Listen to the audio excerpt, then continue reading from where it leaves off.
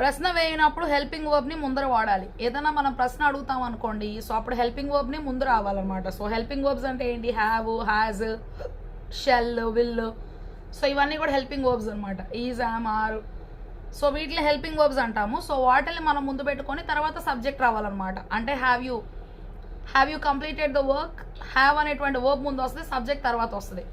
Why haven't you finish the work? ఎందుకు నువ్వు పని ముగించలేదు? వై హ్యావ్ అనే హెల్పింగ్ వర్బ్ ముందు వచ్చింది, సబ్జెక్ట్ యూ తర్వాత వచ్చింది. సో క్వశ్చన్ అడిగేటప్పుడు వర్బ్ ముందు రావాలి, కానీ ఆన్సర్ ఇచ్చేటప్పుడు మాత్రం సబ్జెక్టే ముందు రావాలన్నమాట. Why haven't you finish the work? Why have you not finish the work? Subject ముందు రావాలి. క్వశ్చన్లో మాత్రం సబ్జెక్ట్ తర్వాత రావాలి, వర్బ్ ముందు రావాలి, హెల్పింగ్ వర్బ్ ముందు రావాలి.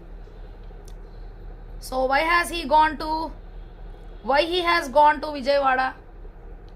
రాంగ్ అనమాట. So why has he gone to Vijayawada అనేటువంటిది కరెక్ట్ అనమాట.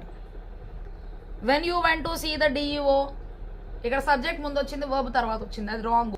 When did you go to see the DEO? Okay, so ఇక్కడ గో, వెంట్, గాన్ కాబట్టి, సో గో అనేటువంటిది ఫస్ట్ వర్బ్ కాబట్టి ఇక్కడ మనకి యాక్చువల్గా వర్బ్ లేకపోయినా సరే హెల్పింగ్ వర్బ్ అనేటువంటి డిడ్ని మనం అక్కడ ఇమాజిన్ చేసుకొని తీసుకోవాలన్నమాట. డూ, డిడ్, డన్ అని మనం 3 తీసుకుంటే డిడ్ అనేటువంటిది పాస్ట్ కాబట్టి, డిడ్ అనేటువంటిది పాస్ట్ టెన్స్ కాబట్టి సో మనం అది తీసుకున్నాం అనమాట.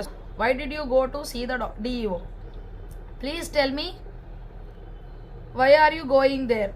Okay, so please tell me why are you going there అంటాము.